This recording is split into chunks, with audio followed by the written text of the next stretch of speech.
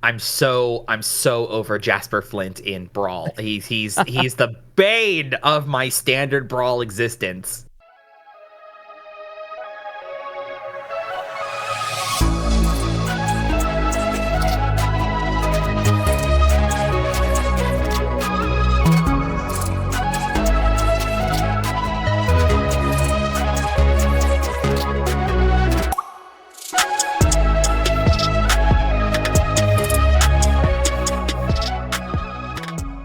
And with that, the 2024 season has come to a close.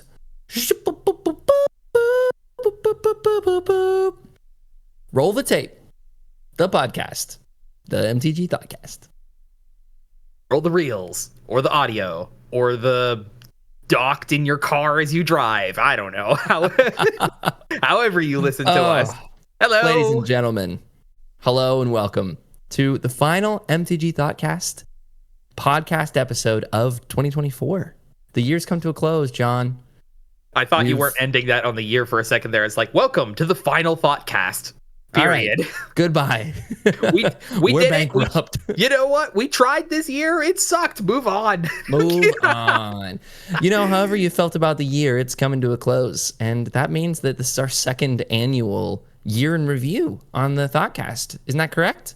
Yes. Yeah, this is one because obviously we only just started this channel a little late into the previous year. Yeah, this was one of the ones we were able to get to last year, and I have the pleasure of putting this all together again for this year. This is one of my favorite episodes we do during the year, actually, as a matter of fact. You got some homework for this one.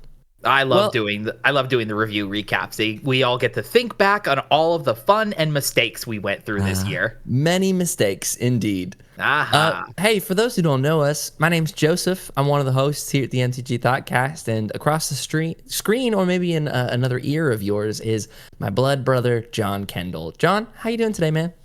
Kind of across the street, we're like, what, 3 states over from each other? Yeah, a few states. Kind of over the street, more or less. Across a few streets.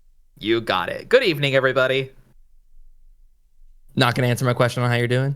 Oh, I'm fine. Yeah, I'm sorry. I missed. Good deal. I missed the question part. No, I'm doing good. Here we are with the Holly Jolly season, end of the year. We've all been gone through this season of purchasing and Magic releases and new products and things of that nature. And let's take some reflection. Let's tile it back.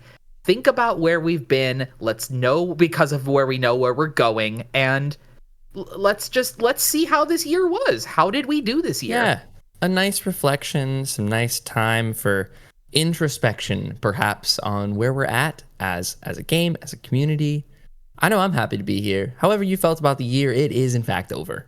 That's just how it is. Moving on to 2025. It's been a great year for the podcast. Before we get into actually talking about the episode. Yes, thank you so much to everybody. Our first full calendar year of activity, and it's been phenomenal. Every single one of you who have been here watching, listening, and enjoying our content on here, on our Spotify, or in our wonderful Discord community. If you haven't already been a part of that, please come join us over here for the end of the year. We'd love to hear about anything you end up acquiring this Christmas season for Magic related stuff, and come talk to us, and any of our other friends who we have over there about your decks and Magic cards and like what you thought about the year. Yeah, John. Where might you find the link for that Discord? In the description of your favorite audio or video source. Absolutely. And what else should you maybe do while you're down there? Click on the Discord link. Jingle all the bells down there. Absolutely. Please. Jingle all the bells. Perfect. You nailed it. Likes, comments, subscribes. Those help us out a ton. Totally free. Free way to support the podcast. Get us in more feeds, in front of more faces. And like John said, we have a ton of fun over on the Discord. Might as well jump over there too. Also totally free. We don't want your money. We just want to hang out. I just want more friends that play Magic. That's the whole point of this, is to make more Magic friends. So why don't you become one of them in our Discord? Real Magic is the friends you make along the way. Whoa, you might be right about that. You might be right. You've made a beautiful little presentation in a slideshow. Why don't you take me away? Take me through it, and I'll just give you some banter. Yes, love to hear it. So let's get started. And I always love it when we do these sort of or just anybody does these sort of year-end recap things, because it's a real good opportunity to catch back up on like, I don't know about you, but especially when things pre-summer, when we're in a season like right now, it's really hard to remember what you did 100%. back in like February and March, you know? I've got no clue what day, year, time it is ever, let alone like trying to remember what I did before summer of this year. Right. So let's get those memory banks going with the first booster product that came out this year. I guess before I dive into that, let me give a quick preface on how we're sort of structuring this review kind of thing. Like, obviously, tons of sort of events and releases of some kind happened over the course of this year. What we are going to be talking about today is basically everything that was I guess what would be considered a major milestone of the year, more or less. So we are not going to be diving into every single release of a secret layer. We're not going to be talking about every like Magic Con, every single ban. We have a few ban things we're going to be talking about today, but the important ones. We are not covering everything. The majority of what we're going to be talking about today is sets that brought about cards, especially new cards, into our favorite formats. Yeah. And so while only not having sets for cool kids. Yeah. So while not having any new cards, certainly the remaster products help bring the availability of popular fan favorites back into the limelight and back into the availability to purchase. Yeah. And this came about with Ravnica Remastered, launched on January 12th. Love that. I forgot about that one. I think if you go back to our last year's review, I also forgot about the first 3 that hit in 2023. So I didn't get a lot of Ravnica Remastered. This was a set that I was pretty down on, and I think stay pretty down on to this day. Except when I'm going through TCG Player and I see that there is a Ravnica Remastered version of that card that is significantly cheaper. Oh yeah, this set has done wonders for some like highlight Commander staples. Like, I don't know about the Shocklands. Maybe those are dipped a little bit, but probably because they were available in like 5 different frames.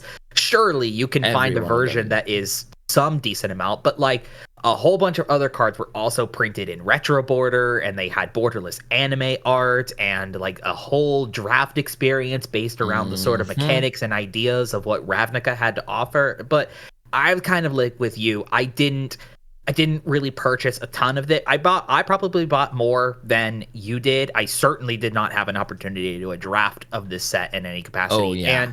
And like, I'm just not a Ravnica fan in general, you know? So like, this set didn't really have much of an appeal to me. This was the set where you pulled your first serialized card. It was, yes. I'll show that here on the video if you're watching with us. Yes, it's long gone out of my possession now, but yeah, I opened a serialized Stomping Ground. I would have been playing with that thing unsleeved. Yeah, it is actually shuffling it. You know, that is actually one of my regrets of this year, by the way. I had that pack in my car driving home, and I was thinking to myself, would opening this on camera for the channel be good content? And I decided against it. Could you imagine? Dang. There's a different timeline where I have a packet-in video opening a serialized Stomping Absolutely. Ground, we have 5,000 subscribers right now. I tell you what. But, I don't know. I didn't, like, the card content was certainly cool, but I just don't think the value was here for this set. Negative. Yeah, I'm with you on that one. It's not one that I've sought out post its release in any capacity. Love a reprint of the Shocklands. I don't actually think it did too much for the value of them. At the time of release, it probably did, but it just wasn't a set that was opened that much, to be honest. Right. So, not much more supply, still the same demand, cards stay about the same price.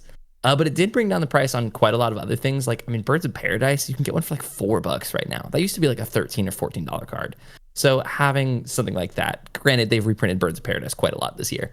Well, how do you do a Ravnica set? Well, you strip it away of all of its Ravnica influence. As we move away from Ravnica Remastered, then, let's go ahead and talk about the first standard or premiere set that they do, as they sometimes call it, The Murders at Karlov Manor, launching on February 9th. Until you made that connection, I forgot that Karlov Manor was set on Ravnica. It is, yes. It is a Ravnica setting. Because Karlov Manor is the place where Teysa Karlov lived. I guess it's not a spoiler anymore, but... Right. Yeah, so... Murders at Markov Manor. Ravnica as a backdrop for a murder mystery setting. A new agency of detectives move into the planar city of Ravnica and do investigations of the sort of going-ons that were happening in the political scene of Ravnica after the effects of the Phyrexian invasion. Yeah. I don't know how you felt about it, but this set was bad. I didn't play this was a pretty low point in the year. Yeah, I didn't play tons of this either. This was one of the last pre-releases I was able to do this year, and I did decently well at that pre-release. I didn't win anything spectacular, but I played a pretty fun, like, I think I was red, green with maybe a splash of blue disguise. That was good. That was good in this set. Yeah, so like I did decently well at that pre-release, all things considered, and like, you know, not all of the card styles do it for me here, you know, like they had different frames of things like the dossier and like the investigation circle one, but the magnifying glass, did you refer to that as an investigation circle? Well, it called, like, I don't think the frame was called like the magnifying glass one. It was like investigation. Like, no, I'm only referring to magnifying glasses as investigation circles from here on. Thank you for that one, John. Yeah, but I mean, I don't know, like, just because a playset didn't necessarily do that well, it doesn't necessarily mean that there wasn't cool stuff in it. What, Delny has probably been one of your favorites this year, I imagine. I was literally just tinkering with that today. I mean, Delny Streetwise Lookout is, to me, one of my favorite cards that came out this year. It had very little to do with the set.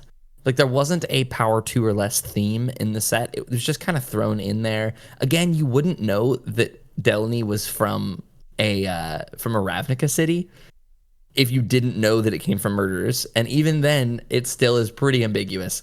So I think looking back, the whole backdrop set to me was a failure, but overall I played a lot of this set. This is kind of where I'm coming from. I drafted this a ton on Arena and did really well with it. I have gone on record just time and time again about how much I dislike face down mechanics. So, and this one had 3 of them. It had cloak from hand, disguise. Just 2. Yeah. Disguise and cloak. Disguise and cloak. That's what it was. And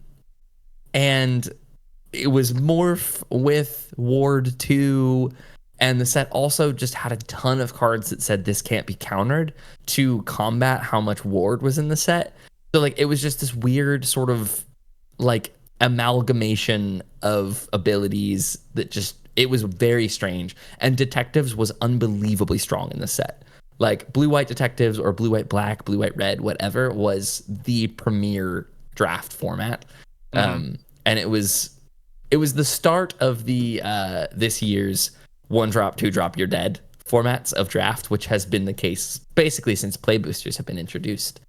Which, I guess, speaking of, we might as well talk about that. Murders at Karlov Manor was the first set with play boosters. How do you feel about that a year in? I'm still not a fan of them. I think from a, like, I'm going to buy a pack at Target perspective, yes, I'm a fan of play boosters. But as, like, draft is just such an important part of the game to me that I feel like play boosters are ruining a little bit, where, like, there's just so many more bombs that are like in a pool of cards because there's now 4x chance at getting a rare, or you might get a mythic pack that has 4 rares in it. Like, that's a possibility.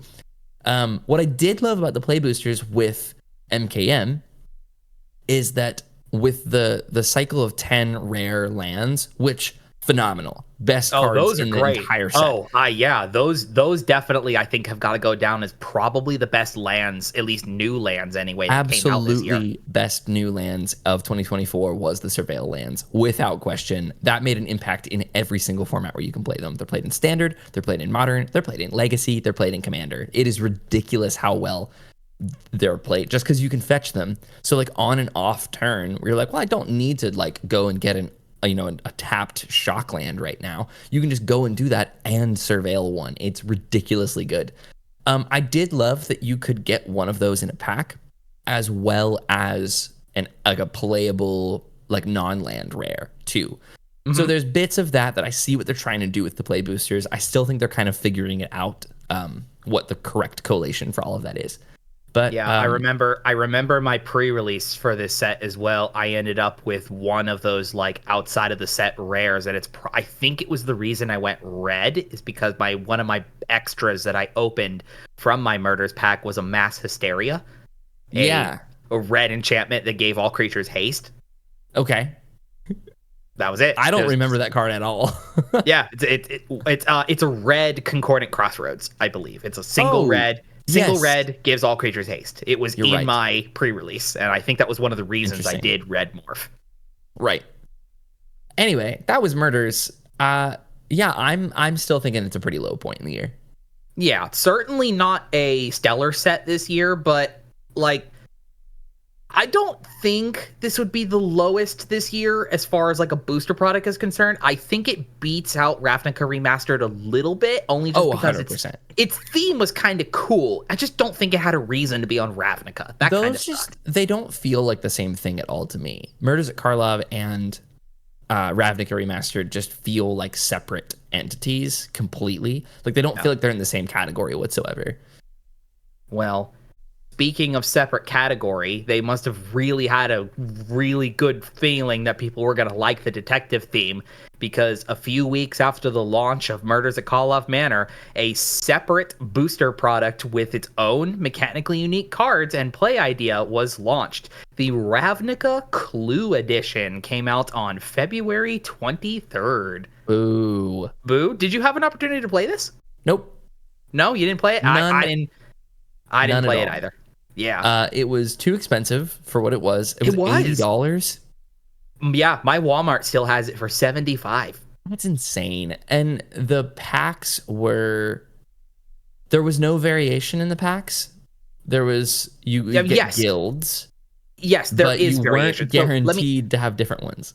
Right, because the box was more or less, this kit was kind of a jumpstart twist, if there's a way to put a pin in it, right? So like you got this box and you guarantee got all of the clue versions of cards. So the weapon cards that were in Murders of Karlov Manor, and then those new dual-colored lands, you got all 10 of those in there as well, and then the 6 suspect cards, which those in and of themselves, those were very cool.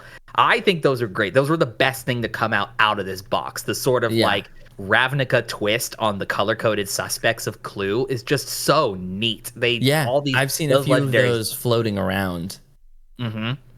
Then apart from that, the remainder of the box was enough packs that you and 3 other people played essentially a multiplayer jumpstart game that also still played Clue over top of it, and either killing your opponents or solving the case was how you could win.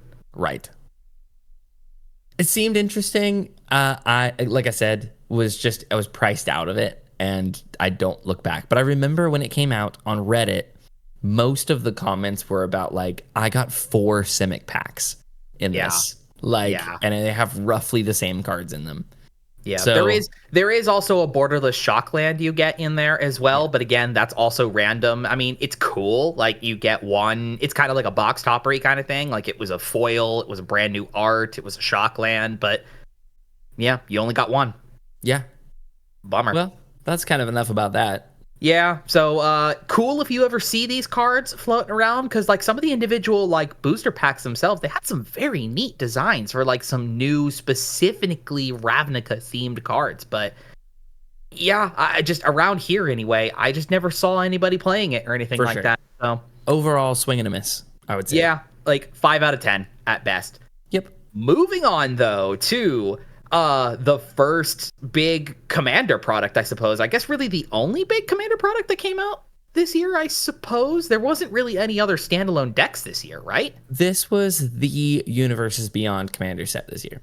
You're right. Yes, I believe so. Yeah. There were other Commander decks that came out this year, which, by the way, if you're interested, anybody who's listening or watching us, if you want to check out a year-end recap of the Commander precon specifically that came out this year, we already did a video about that. You can link right here. Then you can check it out to find out which were the best precons that came out this year. Yeah. But of those collections of precons then was the standalone Commander release of Fallout from the Universes Beyond, March 8th this year.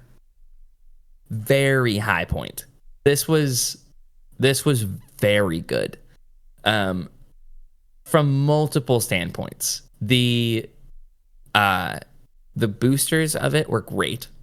Like the collector boosters? Yes, absolutely. All 4 of the decks are incredibly playable, very strong, incredibly thematic, did not need much tinkering. Like the dog meat deck can win games out of the box, and that's pretty rare for a precon. There was such cool new mechanics brought in, like Rads. Rads is such a cool twist on Mill. There was good secret layers. I wish they did more with Junk, honestly. Junk, I feel like, was the one that was so underutilized, you know? It was kind of in the dog meat deck, and I think a little bit in the science one, maybe, but like of the mechanics these sets had, I wish they did something else cooler with Junk, or they bring it back again someday. I want to see it again. Yeah, I still find myself trying to put Rose Cutthroat Raider into quite a few decks because I'm convinced that it's the red Timna the Weaver. But man, there was just really good stuff. This was just a love letter to Fallout. It was a love letter to Commander. It was good. These got me to play Fallout. Yeah, I was gonna say, kind of the same thing. I ended up quitting, unfortunately, but between this coming out and the Prime television show, I actually care about Fallout now. Yeah, great series. Didn't complete the game, but great series. You started 4, right? I did, yes. Nice. I started New Vegas, and we both quit because we're quitters. Part of my problem is that I'm just kind of bad at really, really intense like action games like that, you know, or especially like RPGs like that, says the person who did like 140 hours in Baldur's Gate, but that's kind of a different scenario. You know what I mean? That's a dating simulator. Karlak, my beloved.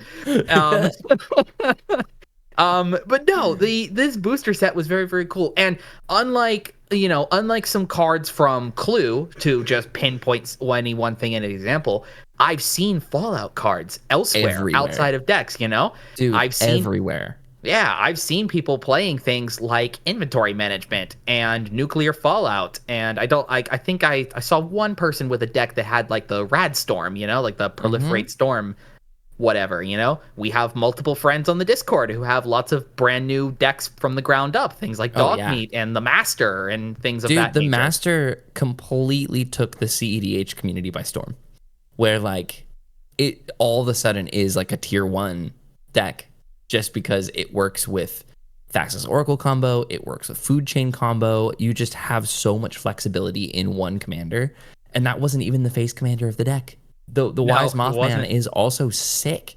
Like, it's so good. It's Voltron Mill? Are you kidding me? It's so cool. Of course, we don't have to convince you about the Mothman, but... It's true. Yeah. And, like, I'm still... You know what? If we were talking about, like, our commitments going into next year, I'm going to make the Bobbleheads deck. I really want to. I'm gonna try it. Oh, I had a theory crafted deck for the Bobbleheads as well with Queen Kayla Bin Krug, partnered with Zerta the Dawnwaker. Ooh, really? So like discard a bunch of them, play them for free, and then their activated abilities become cheaper.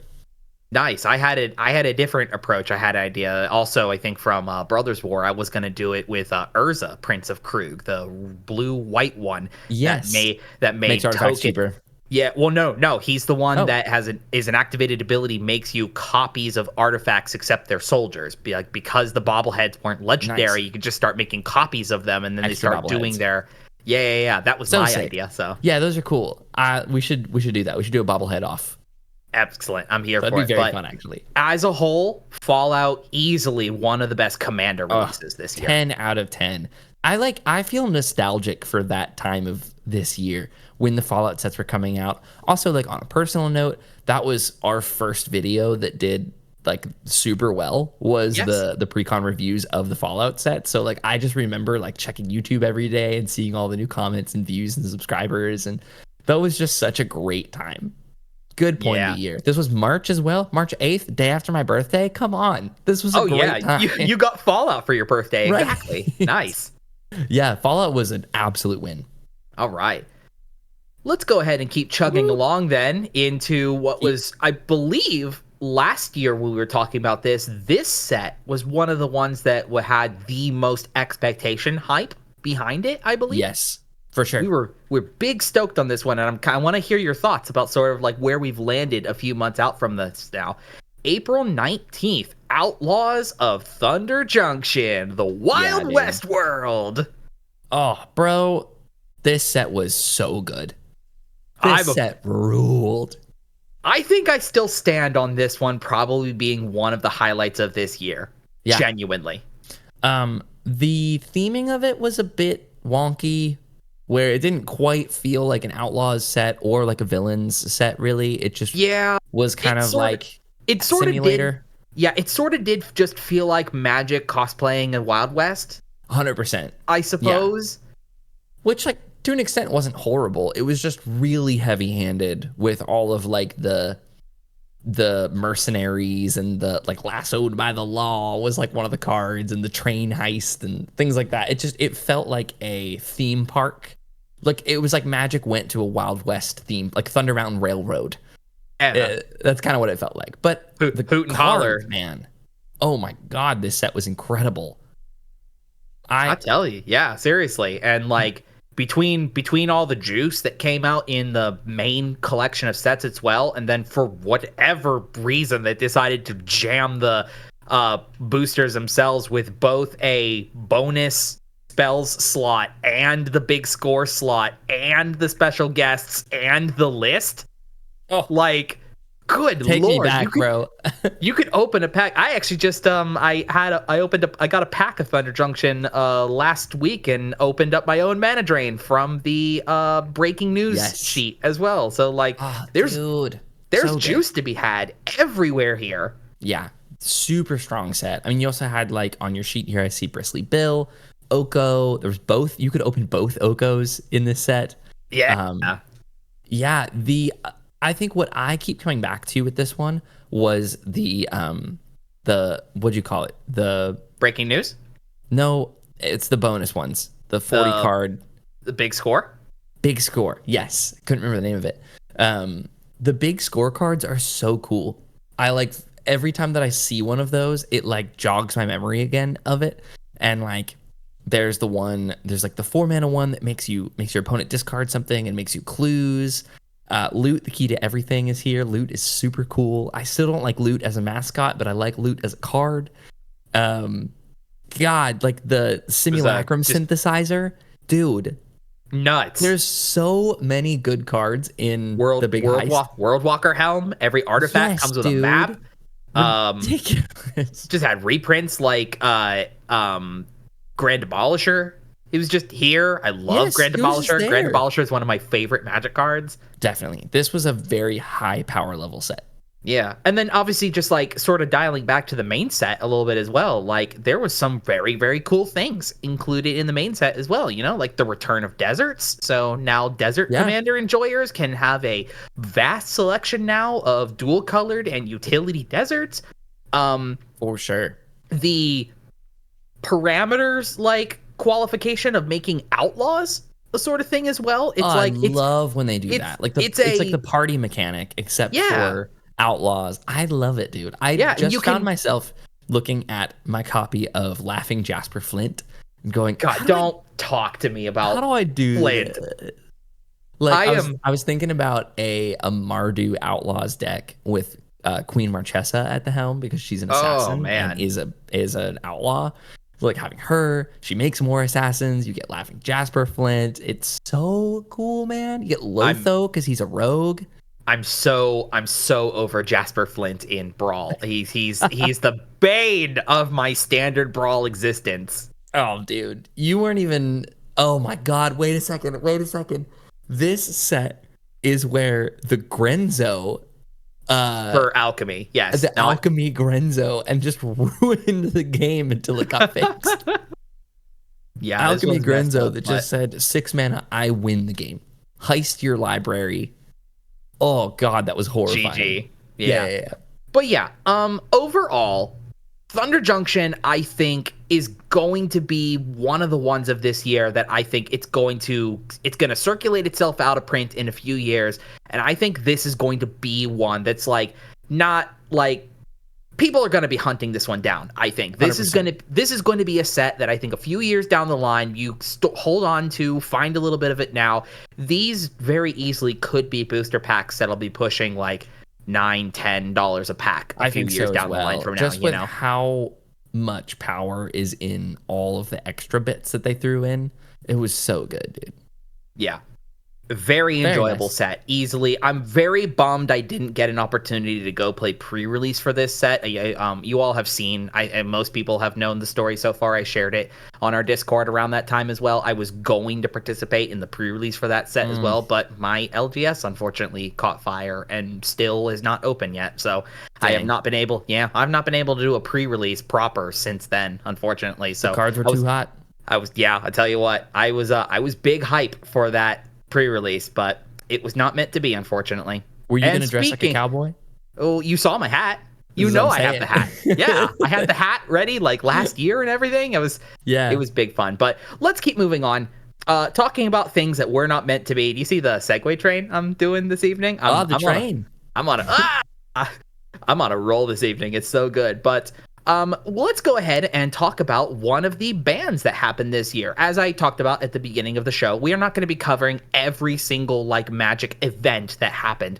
We're mostly just going to cover the very big ones, the things that like had huge ramifications into the game, spreading out from the news or whatever that happened.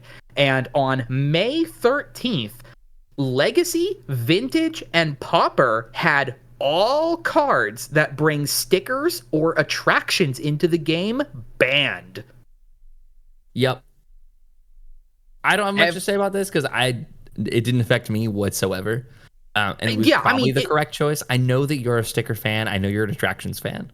More so attractions. I couldn't really care less about stickers, more or less. Right. But the attractions thing, I thought that felt pretty safe. Honestly, the attractions were not terribly strong. I think it was just a broad brush where they're like, well, if we're going to take out one of these, like having an unset with legal mechanics was a mistake. They have gone. Yeah. Mark has gone on record at this point to say that most everything from that set was a mistake. For sure. All things considered. And really, when you're talking about something like this here, again, coming from people who are not Legacy and Vintage and Pauper people or whatever that. So whatever this is, take it with a grain of salt, whatever.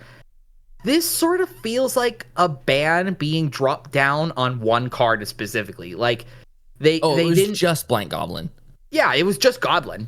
You know, right. Like they didn't know how to handle it. He actually still, I believe, has a digital version where it's like you roll a d20 and it gives you mana equal to whatever that result is or something like that. It wouldn't be a d20. It'd be 1, 2, 3, 4, 5, 6 vowels.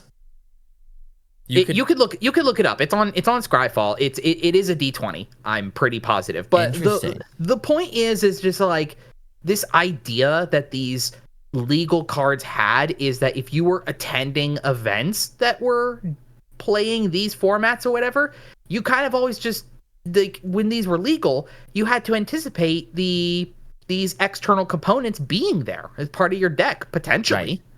And just the randomness behind using the stickers. Oh, the reusing the stickers was awful. So, like, I'm still very, very glad we're allowed to have attractions in Commander. I've never seen a sticker to save.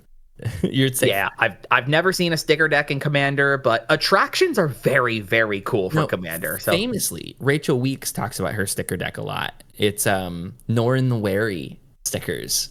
Where the whole point of it is to put stickers on Norin before he can flicker out and back in. So it's using like sticker abilities. And there's a lot of like when it leaves, make 3/1/1s, stuff like that on the stickers. So we should put a link to that video. But it's a great sticker video. Right then. Well, either way, no, not much else to really add here. Again, as just people who regularly play Commander, but this was just. It's kind of just silly, sort of, that like this was historic enough in the sense of this was Legacy and Vintage's largest collection of cards banned collectively all at one go, technically.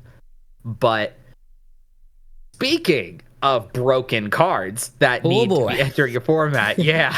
Again, the segue trains keep going here. So we move on from talking about attractions to talking about the real clowns around town. It's Modern Horizons 3, June 14th. Dude. Man. Let's talk about the set. Let's talk about a little bit of the set first before we talk about the elephant in the room. So, like, the elephant bird wizard. The elephant bird wizard, yeah. Phenomenal set. Yeah. This is my favorite set of the year. This is one that I actively try to find. Like, if they have any of it available, I always will grab some. It's so good. It is playable from common to mythic. There's just everything in the set is completely slamming. And every time that I've gone back to like build new decks, look for new cards for decks, I always find myself finding something new that I didn't catch the first time through with Modern Horizons 3. It's so good. It's accidentally for Commander, as they've done a lot this year, where they say it's for Modern, but in fact, most of these cards are way better in Commander than they are in Modern. Right. Like except for one of them. Yeah, like those flares are very, very cool. You know, like I pulled my Flare of Solitude out as I was rebuilding a deck today. Very cool. Like, and then a lot of the legendary creatures, like the new ones, at least especially as well. There was a very decent collection of reprint ones that were part of this set as well. But some of the new legendaries that they threw into this as well, like all of those transformable legends to planeswalkers, those are fantastic. The Eldrazi Titans that they put in this set, super cool. You had things like the Boros Giant with Escape, Thalia, the best Blink Dog of all time. Yes. Even non-legendary stuff as well. You know, you're a huge Psychic Frog fan. We've had a friend. I love Psychic Frog. We've had a friend of ours online go completely all in on Dreamtide Whale. That thing is absurdly strong. You know, it's modal, just so cool. The modal lands that were like creatures or spells on the front side. That's what I wanted to bring up. Is that cycle? I think there's 20 cards in total because 15 cards because it's one for each monocolor. And then, or is there two for each monocolor? I think there's two for each monocolor. Yes, there is. Two for each monocolor, and then one of each of the dual color ones. So it is 20 cards total. And it was an entire slot in a booster pack was a modal tool face land. They're all bonkers. Every single one. They're phenomenal. Of them. Yeah. Some of them are just win the game spells, like the blue and white one, Suppression Ray or whatever it is. That like it's like sleep on a land. Is insane, dude. Dope. So good. Witch Enchanter, just a freaking Witch Enchanter. Just a Reclamation Sage, sink into stupor. White. Sink into stupor. Bananas. Bounce spell on a land. Yes. Easy. Bounce spell that can bounce a spell on the stack on a land. Yeah. Beautiful. So ridiculous. Perfect. Yeah. I was looking. I actually just grabbed a Razorgrass Ambush today because it's so good. It's 4 damage to an attacking creature, or it's a land for 1 and a white. It's like functionally the channel land, the white channel land. The Aganjo. Yes, it's functionally Aganjo. It's so crazy. All of them are bananas. And the dual face ones are really good too. Just having an option of either a land that comes in tapped or some big monster, like the blue-green Eldrazi one is the one that I play a lot. That's like, oh, this is either the top end of my curve or it's a land. Incredible. Exactly. It just knits it all together. Versatility everywhere. There was the landscapes in here too. The upped Evolving Wilds as well. Yeah, I find myself a little cool on the landscapes. I don't love them. They just feel overly complicated for what they are, where it's like, oh, it either taps for colorless or sacrifices for one of the 3, or it's cycles for the 3 color. It also sucks you only play them in 3 color decks. As compared to like I would probably play the like hideouts from over that. New Capenna. Yes, which to me are upped Evolving Wilds for 2 color decks as well. 2 or 3 colors that you can just, because they're non-colored and don't mention any colors in the card, you can play them wherever. These ones, like the Jund one, you can only play in a Jund deck. So that Twisted Landscape, I think. Yeah, that takes a little of the value of those down for me, but they still were great to draft. Exactly. God, dude, drafting this set was so fun.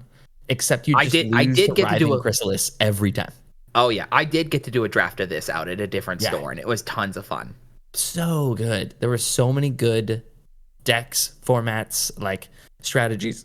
It was ridiculous. This was my favorite set this year. Want to talk about the bird in the room?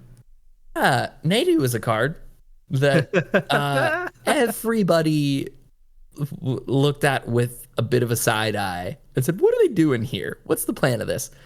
So Nadu releases, sweeps Modern with a turn 3, sometimes turn 4 win.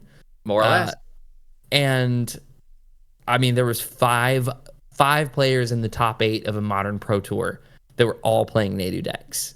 And it was like, you just didn't play it in Commander as the commander, because you're like, this is so wrong to do this because it's too broken. There was immediately stigmas around playing Nadu as your commander of like, are you really doing this? Are you actually doing this? Yeah, because unlike Modern, Commander had a larger suite of pools of cards available to it that just made it work better as far as its combo is concerned, you know? Like, right. Modern had access to things like Lightning Greaves and Shuko, but then in like Commander, you get things like some of those like 0 cost target a thing to have a damage prevented or something to that degree. You know, those kind of things were playing in like green blue and Bant and whatever, and they were tutoring Nadu out of the deck and then finding the other pieces to start compounding more tokens as you did more landfall. It just like and like the other half of the deck was Bristly Bill and Springheart Nantuko that were incredible value engines on their own, that if you have the 3 of those down, it essentially becomes infinite landfall power. It was crazy. To be fair, it was very fun. It was fun while it lasted. It was fun to watch it. I had a copy of Nadu in my copy, actually. Your copy that then came to me. I had it in my Clement deck, and I said, I'm going to play this until it gets banned. And boy, was I right. But it would just like, you'd play it and everyone would just instantly concede. They were just like, yeah, I don't want to sit through that. It was so non-deterministic and just took forever. And this also was, which maybe we'll talk about this a little bit later, perhaps. We have the ban. We're talking about it later. Yes, if you want to. Yeah. Well, I'll save my thoughts on that for later then. So let's just keep moving here. But Modern Horizon 3, absolute slammer of a set. Easy hit of the year. Yeah, yes. Easily one of the best. Maybe like for me, maybe even like especially tied up there more or less with like the Commander juice that it offered alongside Fallout, I'd say. For real. Modern Horizons 3.5 then, with July 5th, the Assassin's Creed Universes Beyond product. Yeah. So what I mean by that when I'm saying 3.5 is that this was the immediate booster product. This came out as a new form of booster. They were beyond boosters. They were sort of sized like epilogue boosters. Don't ever say the words epilogue to me ever again.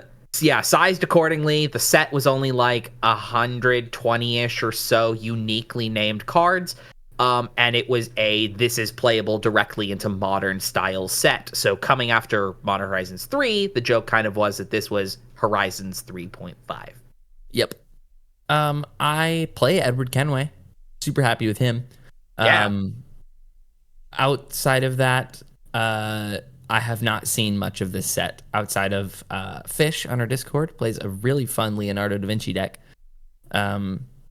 Just not a whole lot going on past that. There was some cool, like free running is a cool mechanic. It's very complicated and hard to understand when it's not written out.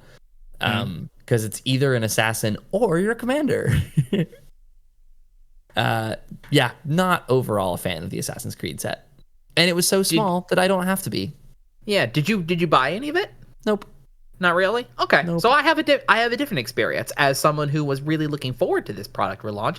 I did purchase a decent amount of this. I think I did at least a bundle, and I bought a collector booster, I feel like. Nice. I didn't get a box of it, but yeah, right. I bought a little bit of this. I have a few of the cards kicking around now, and like there's some very cool playable stuff. For sure. There's a few really cool ones. I think as far as like a lower rarity thing, I think my favorite card at especially uncommon was Brotherhood Regalia. That equipment is so beyond silly. This also brought us Knights Templar. It did, yeah. One of the first of this year for white relentless creatures. We'll get to the other one later. But God. Yeah, and then Ezio looked like I never got my copy. Unfortunately, I was very sad about that. Didn't get the borderless one and the scene kit or whatever. Maybe I'll put that on the goal for next year as well. But Ezio seemed like super cool to play a thematic Kindred style of deck with the assassins and whatever. There were several neat legends in there that cared about things like historic and sagas and artifacts and other assassins and equipment and whatever. And then obviously Kenway is like one of the best pirate commanders they've ever made, plus vehicles. You play him as vehicles, I believe. Yep, it's my vehicles deck. It's very fun. Yeah, there was He's lots a great captain of the Nautiloid. Ahoy! I don't know. It's just like there were lots of very, very cool little pieces in and amongst here. It has severely dropped the cost on things like black market connections and reconnaissance. Cover of Darkness, I think, is down under $10 now as well for same thing. So this offered a lot of really, really cool and great pieces into Commander as a whole. I just think the buying experience was still kind of poor, all things considered. Well, shall we move on? Yeah, I suppose so. I guess that was the end of that. It was very cool to see Assassin's Creed here, and if they do Beyond boosters again in the future, maybe a few more tweaks. Yeah, the epilogue booster thing was a mistake. I'm almost positive that they had a contractual obligation to do it because it was Universes Beyond thing that they had advertised as these new Beyond boosters. But I would be surprised if we ever see that like 8 or 9 card booster again. Yeah, so if they do, needs a little work, but glad to see we had Assassin's Creed here. For sure. Let's dive back into some Magic Worlds then with our second to last standard release this year, August 2nd, Bloomborough. Great set. Great set? All right. Yes. I feel like you're going to have the hype on this because I did not like Bloomborough. You didn't like Bloomborough? Oh, no, dude. I did not. I just thought it was cute. It felt very different. It was so new and fresh. As compared to Outlaws of Thunder Junction, where it was like, oh, Magic set in Western frontier land. Bloomborough felt like it had its own identity. And I know a lot of it was pulled from Redwall and, from the, Knights of Nymph or whatever that book was. But man, it was so cool. All of the different mice and raccoons and otters, these were really fun mechanics. This is probably the set I drafted the most this year. Just got really into the set and it was cute. I've always been a frog lover, so they're giving me some frogs. I love my Clement deck. The gold foil one is so pretty. You have that really nice anime one. I do. Yeah, it's the raised gold texture. Shout out Data Priest on our Discord for the hookup on that one. Man, this one also just had some unbelievable Commander products this year. All 4 of the Bloomborough precons are the ones that I would suggest people go and get if they're looking to get a precon from this year. Yeah, exactly. All 4 of them were incredibly playable. All 4 of them slap. Man, it was just so cool. I was happy that it was a unique take on something. It felt really fresh. It was fun. It was very high powered as well. All of the elemental creatures that were in it were super good, like the Dragonhawk, Lumra. There were some ridiculous things up in the mythic range, but then even in the uncommons, I've been finding myself playing Into the Floodmaw often, just as another copy of Chain of Vapor. Essentially, it's a 1 mana instant return any non-land permanent for the low cost of a fish. I love that card. I'm in on all of these. Banner of Kinship, or not Banner of Kinship. It's a 3 mana artifact that gives it taps for 1 of any color and it gives creatures of a chosen type +1/+1. Patchwork Banner, I believe. Patchwork Banner. Banner of Kinship is later. That's Foundations, yeah. Yes. Patchwork Banner is just a ridiculous card in Commander.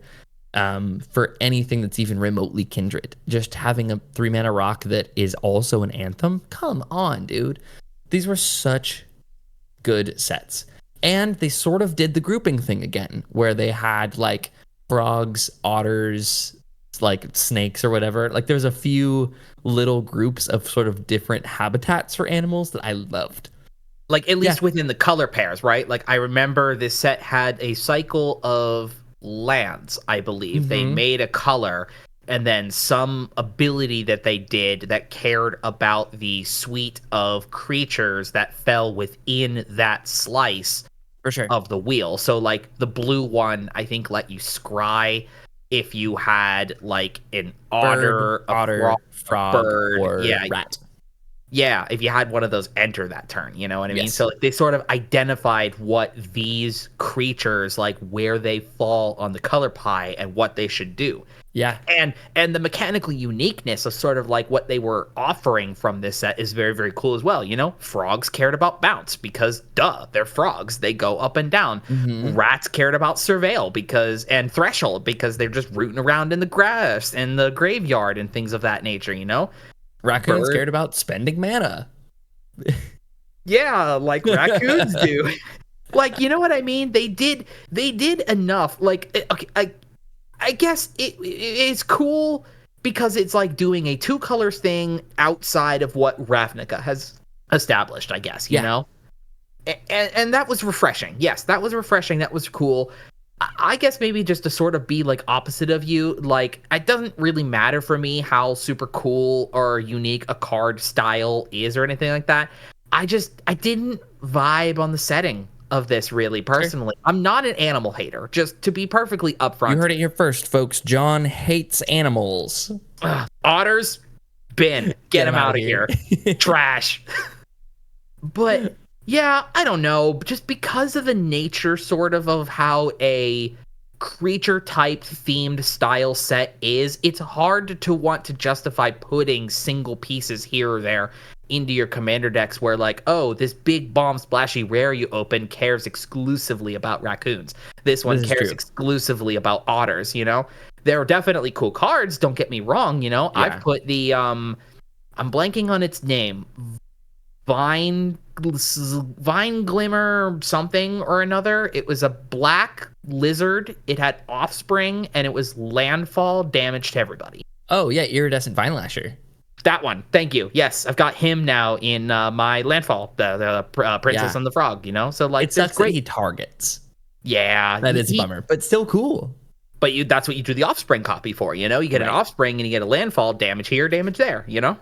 Lizards was a fun mechanic in that set. I loved lizards. Yeah, this was a great time for me.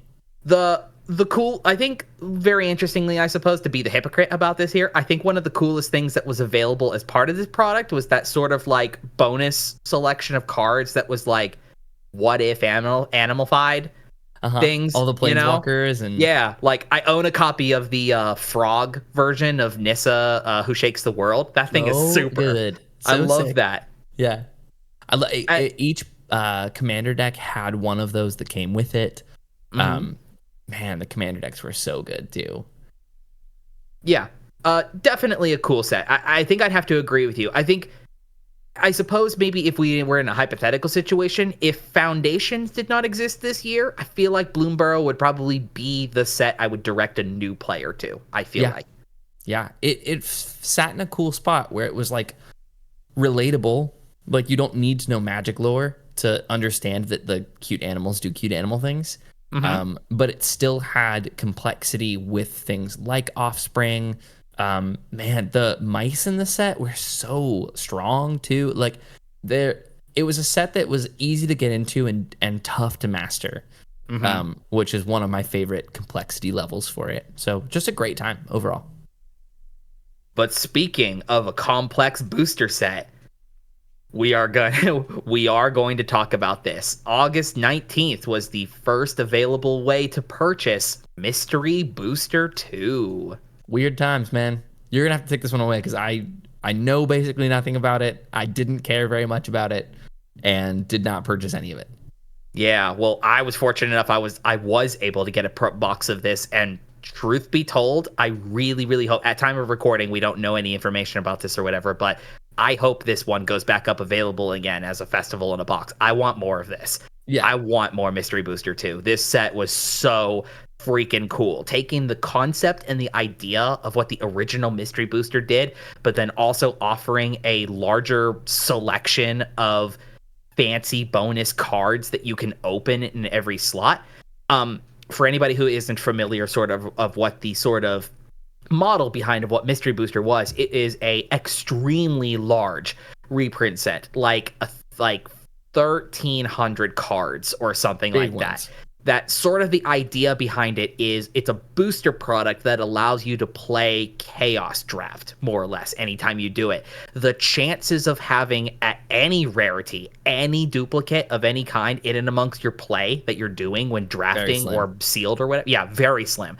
Like, you get these chaotic styles of cards from all eras of Magic, right? The main collection of cards before we talk about the Future Frame and Whiteboarder and whatever, like they pulled from both modern Magic and old Magic as well. So like retro frame style cards were in the main slot, more or less. Very chaotic.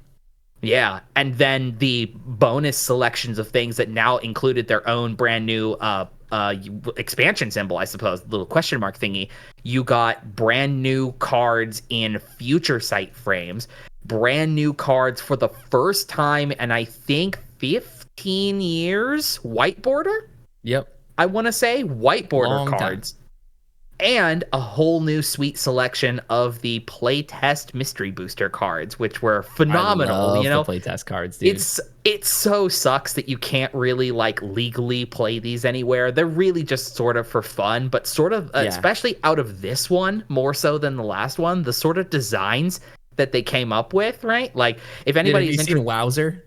I have seen Wowzer. Yeah, we opened one in our booster box. I was actually just about to share. You know, we've opened a full booster box of Mystery Booster 2 here on the channel as well, my wife and I, and we opened a lot of the really cool legendary creatures in the playtest slot. You know, I have a copy of the Nerid, the Super Flower, or something like that, or whatever. It's like Esper, and everything deals damage with its mana value instead of its power. Wild. Like, that's very cool. And then Carissa has one that is like Friends of Familiars or something like that, and it makes like a parameter group of like what a collection of creatures are that would be considered familiars, and that's stuff like cats and dogs and bats and drakes and spiders and whatever. And it's really, really neat. It's so cool. Yeah, cool stuff. It's a little glimpse into the Mystery Booster is almost like the new version of Future Sight, which is interesting that they've included the Future Sight border in it too. Those Future Frame cards are phenomenal. I forgot how much are pretty. Those have aged super well. I really like them. I know it's not everybody's cup of tea, but I think the curves they have, it just is so good, dude. John's into the curves. You know, not to throw any shade at the Whiteboarder ones either. You know, there were some very I just cool don't think cards. those have aged quite as well as they looked unique. They looked unique. They looked pretty whack, and now my Lear deck is filled with a huge mishmash of Retro Border and Future Frame and Whiteboarder, you know? Yep.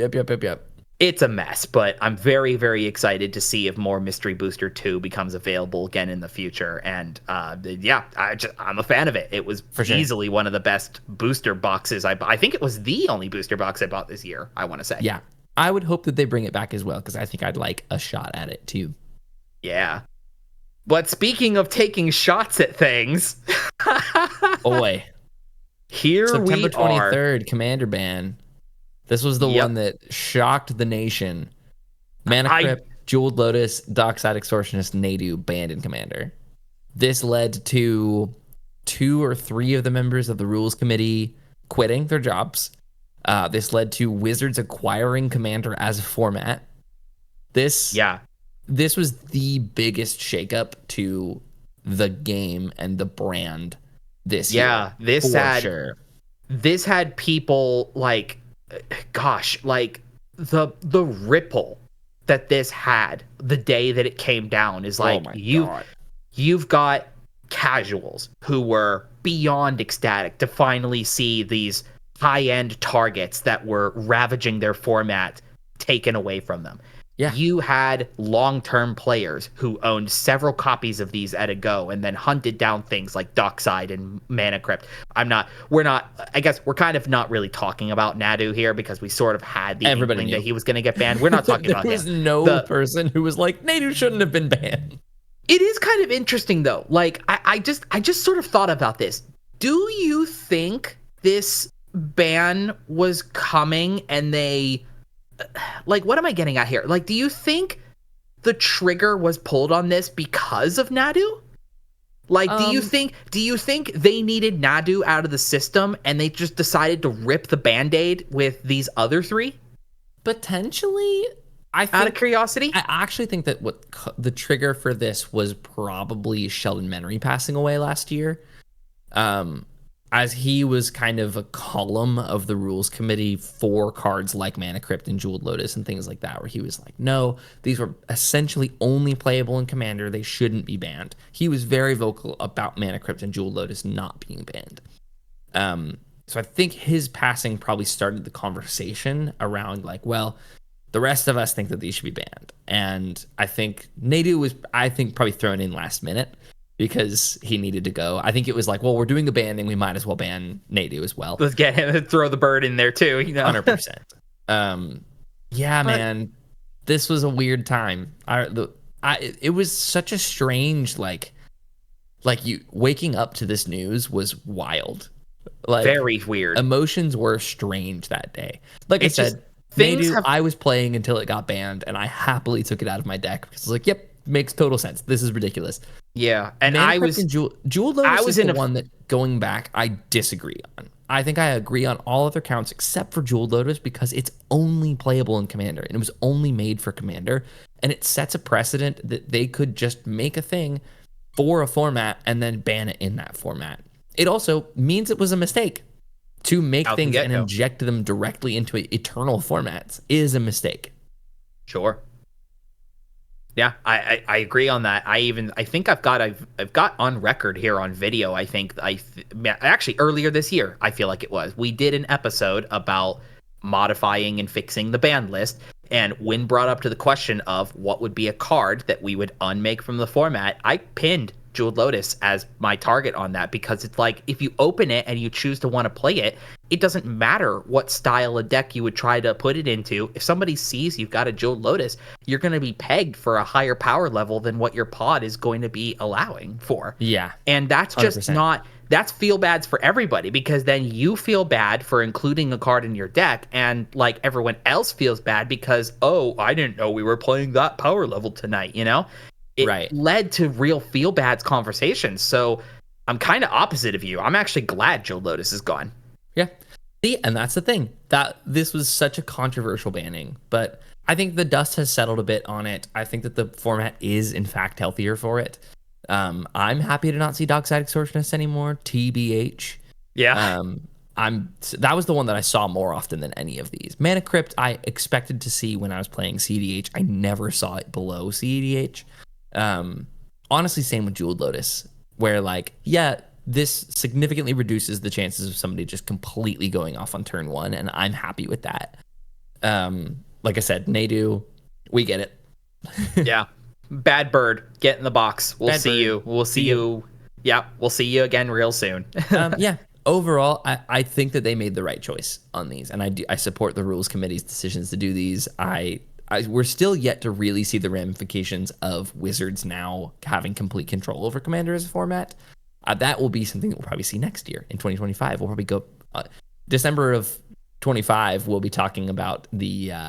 Remember last year they got control of the format, Yeah, we'll be talking about it again in the future. Right. Exactly. Again, from the experience of someone who did not own any of these cards, I think this was a good call for the format, all things considered. But yeah, we're still kind of seeing the ramifications of that, all things considered. We move on to the next booster product that came out this year, September 27th, mere days after Lotus left the format. We are given Duskborn House of Horrors. The top-down horror haunted house theme. Absolutely slamming set. I had so much fun drafting this set. This was my favorite set to draft this year. it was a slower format for the first time since like middle of last year.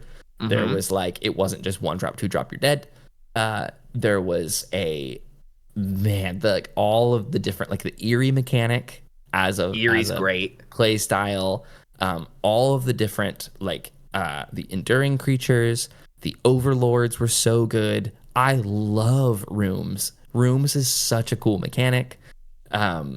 Things like Arabella, like the doll, such a neat little thing to be put in an uncommon. It was a juicy set power wise. It was a juicy set flavor wise. I'm all in on Duskmourn. This was, I know I've said this a few times, but this was probably my favorite set this year.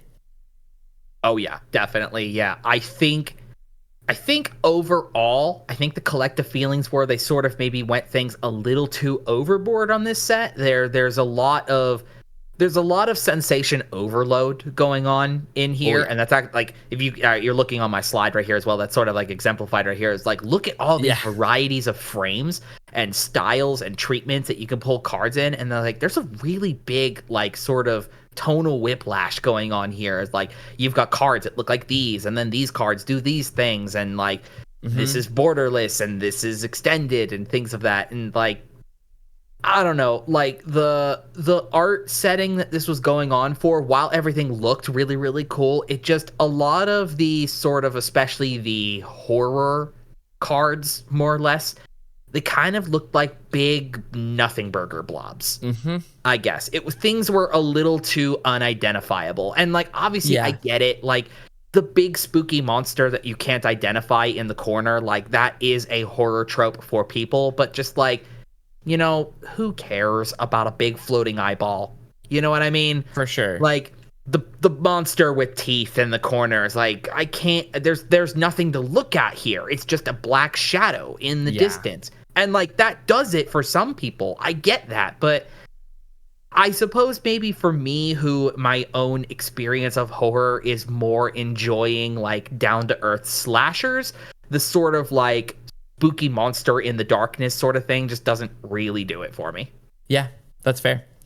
I think that the things that they nailed, they completely nailed. And then there was some pretty big misses as well. Like, remember that they did 2 different versions of some cards, that some of them had like a shadow lurking in the distance. Yeah, those ones. Yeah, that just didn't make any sense thematically. Like I just added more cards to added more cards to collector number. Oh, the amount of times on Reddit where someone posts like, is this a misprint? Yeah, exactly. Is this a misprint, or what's the difference between these 2 cards? Why do they have different collector numbers? And the comments are just like, look at the shadow in the corner. Isn't that cool? Wow. Yeah, Duskmourn was slammer. Dude, Valgavoth is also a really cool villain. The story of Duskmourn was so good, dude. We're looking forward to at time of recording, the story for Aether Drift is going to be kicking off in a few weeks, and Valgavoth seems to be having his hands in the race scene. Really? It seems. Yeah, I believe Winter, who is a part of the set as well, Winter is participating on the team of the what do they call them? Doom Riders or something like that. It's one of the teams that's participating. They're possessed cars, and Winter, I believe, is one of the co-captains on that team. Oh, neat. All right. Well, that's Duskmourn. Yep, that was it. Very, very cool set. I don't know. I just don't know if it landed as well as I was hoping it would, but very, very cool. All things to considered. Last booster product of this year, sort of, I believe, if I remember, this one kind of came out of nowhere. Like, as far as I'm aware, this wasn't something that was announced last year at all. I think the Foundations was announced this year, and then just one of the cons. Came out. I believe so. Yeah, it had no fanfare. Came out a couple months after release, and is easily one of the best products of the year. 100%. To be perfectly honest. November 15th, Magic Foundations. Yeah, I'll talk about it for a sec. Yeah, go for it. Yeah, sorry, go ahead. So I had hesitations going into this because the whole point of Foundations was we're making a foundation for Standard, where everything that rotates about standard is going to rotate around foundations, and it will stay in standard at least until, did they say 2028 is the first time they're going to reevaluate it? Yeah, so like another 4 or 5 years where they're going like, this is baseline standard cards. This is a Magic set to its core. It's essentially their what I think is finally a successful replacement of a core set, where they're going, what does Magic do? Let's make a set of that, and then we can build everything else on top of that and rotate it around it, but the foundation is going to remain the same, thus foundations. Naming convention. Really great cards in the set. Like, my fear going into it was, well, if they make it too powerful, they're going to have to ban things from foundations, or we're going to have to deal with it for another 6 years. Yeah, and if they underpower it, we're not going to see anything. Not to say that there hasn't been standout powerful things that have come out from this set. You know, now we're about a month out of launch from this here as well. I'm pretty sure the Bloodthirsty Conqueror combo thing is like tearing its way through standard right now. It is. I mean, Mono Black has been bad in standard for a while. Bad in a like oppressive way. And getting a 2-card combo has really overpowered it, helped it out. So yeah, so not that there hasn't been powerful cards in this set, but just like it all felt so cool, right? Like sure. I would actively mega diverse and is fun right now. It's not just you lose to mono red. Sometimes you lose to mono black. Exactly, yeah. And then just like the things that were in here for us in Commander Folk as well, right? Like that was my worry of the set. Is like, oh, this is just a standard collection of things. No. Let's just put Doubling Season just in the booster product. Why not? Heck, let's just throw in the best relentless creature they've ever printed, to be perfectly blunt. Yep. Let's talk about Heir Apparent. 1 and a white for a 2/2 Rabbit Noble. And it enters, makes number of rabbits equal to the number of Heir Apparents you have. Number of other Heir Apparents, and then you can have any number of them. It is the best of the relentless ones because it's a board in a box that you continue to build more upon. The amount of Heir Apparent decks that I've seen so far have been crazy. I think we've got at least 2 different people in our Discord community who actively have built these, and I know I've seen the builds in like Commander Reddits as well. People are stoked about this card in a variety of different shells. Well, they're just bananas. We would talk about rectangle theory a lot, which I maybe is worth explaining. There's this theory that whoever has the most rectangles on the board is the most likely to win the game. So like whoever has the most game pieces out is more likely to win. And Heir Apparent is just pure rectangle theory. All it is just play a rectangle, it makes more. Great. It's simple. It's so clean. And like that I feel like is a very over-encompassing word to describe what Foundations is. It's just clean.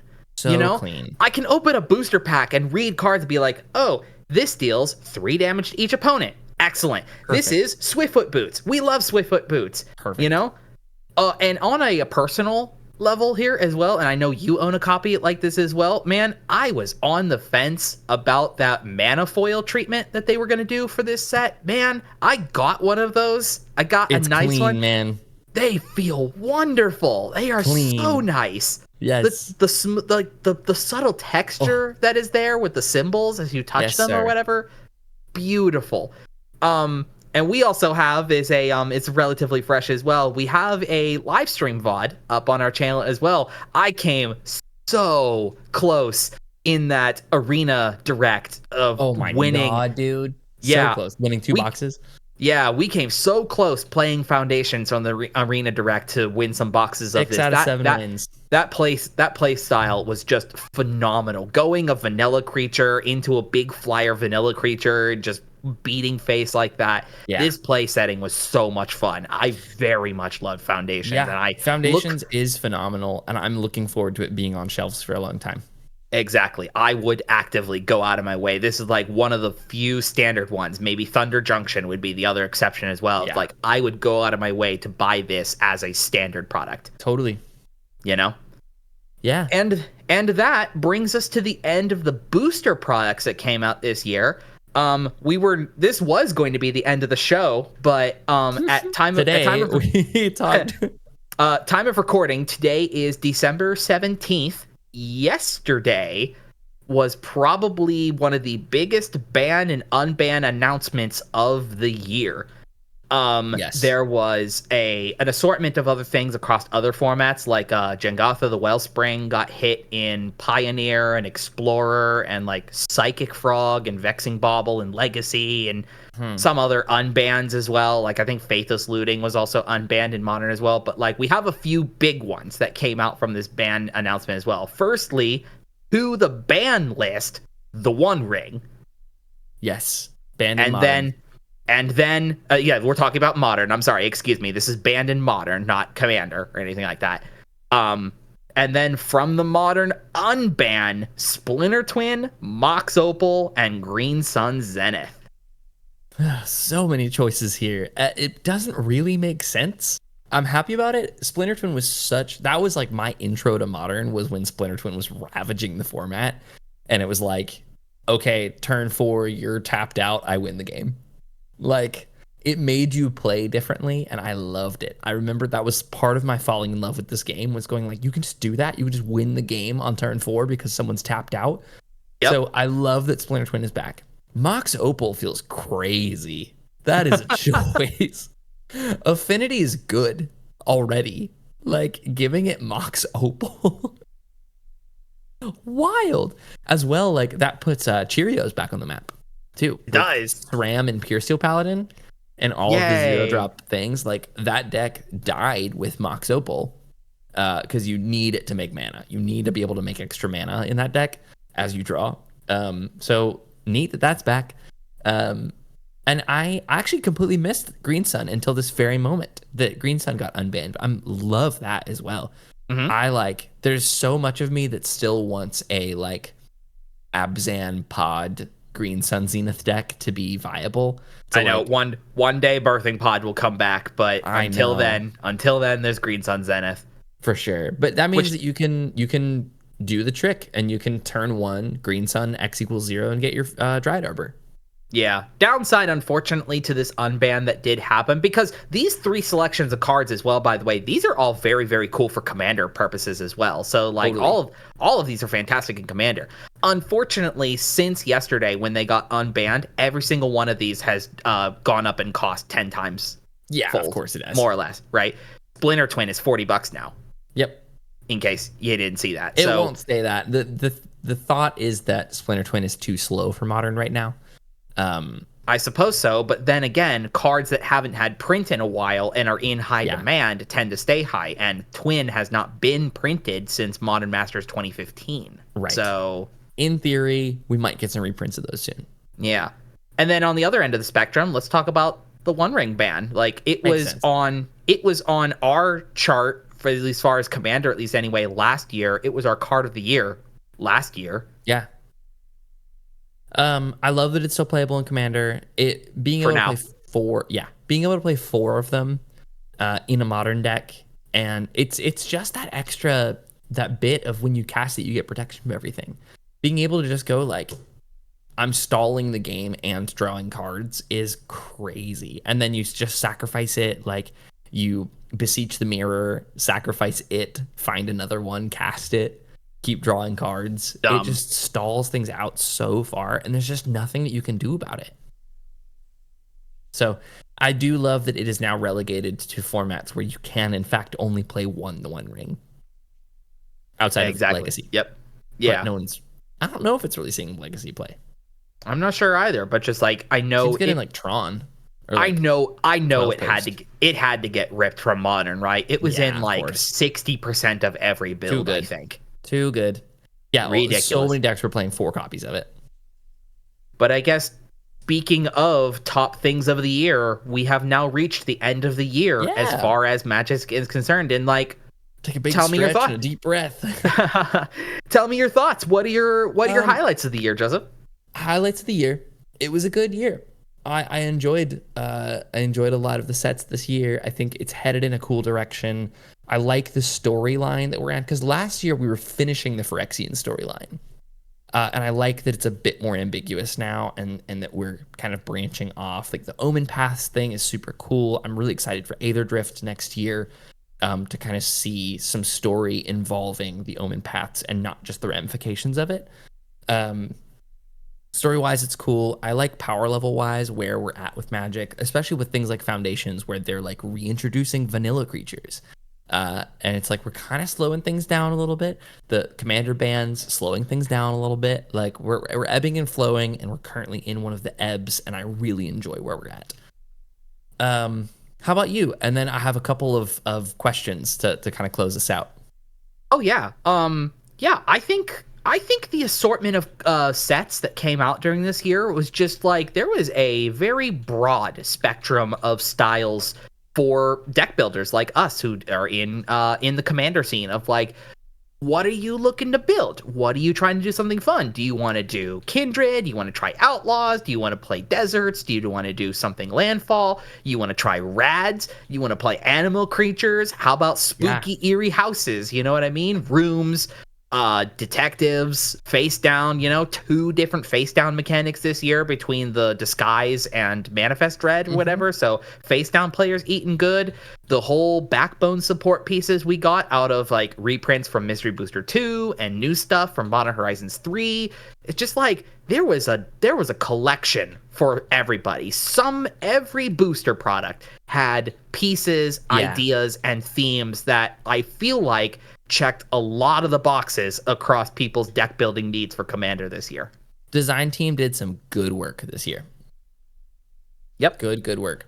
All right. To close this out, a couple questions for you, John. I want to know your favorite deck that you built this year, your favorite set of this year, and then what you think card of the year is. All right, so easily for me, my favorite deck I built this year was using one of the legends from Outlaws of Thunder Junction, Camball Profiteering Mayor. Yep. All-star, getting clones of somebody else's tokens during the turn cycle and then playing a deck that forces anybody else to make tokens off of your own spells. Super cool. Very neat. I think that's probably also going to put Thunder Junction as one of the higher ones of this year. It's hard to say, right? Because like I want to say Mystery Booster 2 was probably my favorite product I bought, like the most of, I should say, because like I bought a box of it, but it was being all reprints. It didn't offer anything new. So I guess for me, I'd say I'll go ahead and put a tie of like my top sets of the year was Thunder Junction and Mystery Booster 2. Yeah. And then I guess new cards. Yeah, card of the year nomination.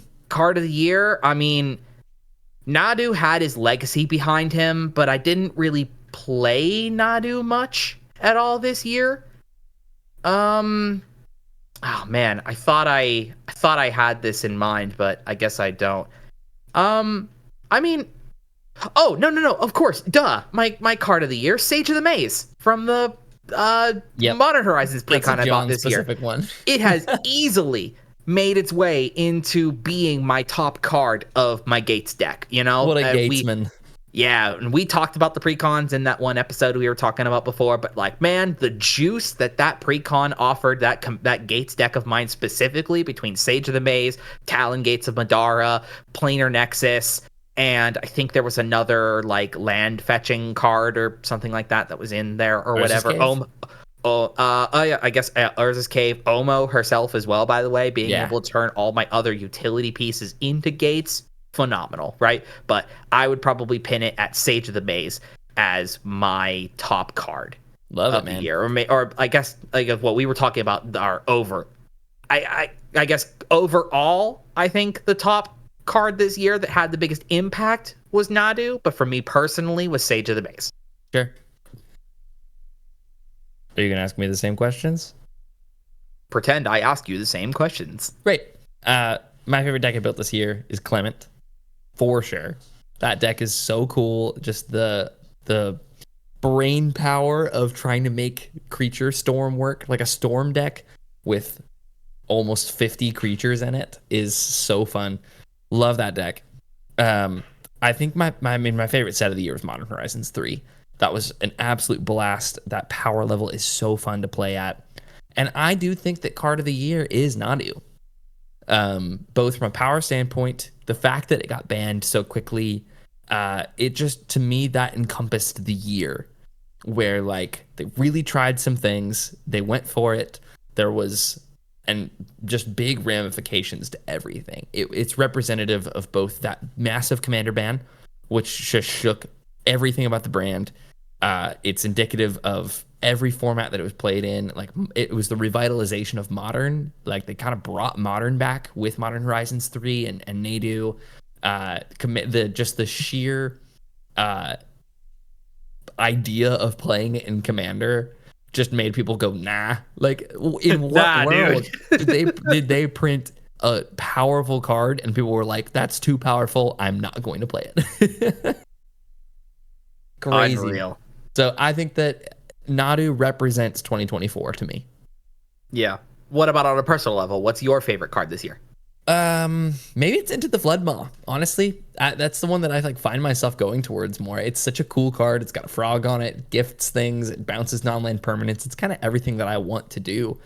That's probably my most played card this year. And which, to be fair, I think last year it was Haywire Might. I'm really into these weird little uncommons.